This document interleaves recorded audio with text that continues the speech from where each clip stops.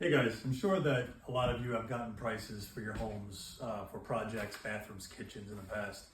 And a lot of times you don't really take into consideration the amount of materials that are actually involved in the cost of that project.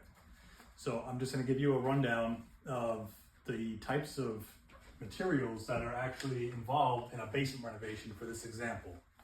So to start off, we have miscellaneous costs. So there's delivery fees whenever we have material deliveries. Protection material, which is extremely important.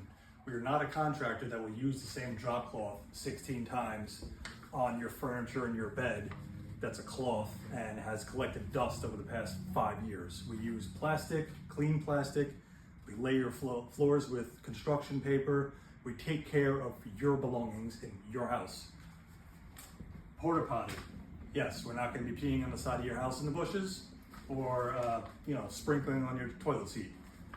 Dumpsters, ventilation material, fireproofing. A lot of companies are going to skip that. They won't even tell you about fireproofing. In a basement, it's code to have an enclosure about anything combustible, meaning a boiler or anything of that nature.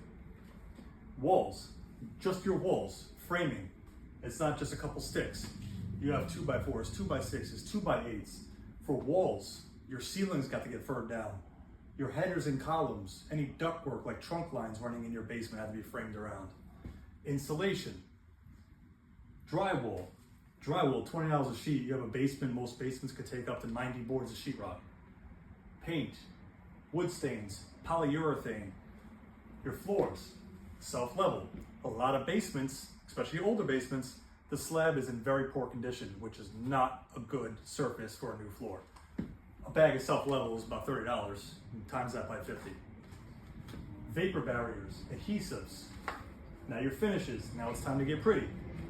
Your fire door for your fireproofing, that alone is $600. Doors and windows, interior doors, any basement windows if you're changing them, egress windows, base and door trim. You have closet shelving. Every time we do a closet, whether it's a coat closet or a storage closet, there's shelves, there's hanger rods, there's all those little things that go into that.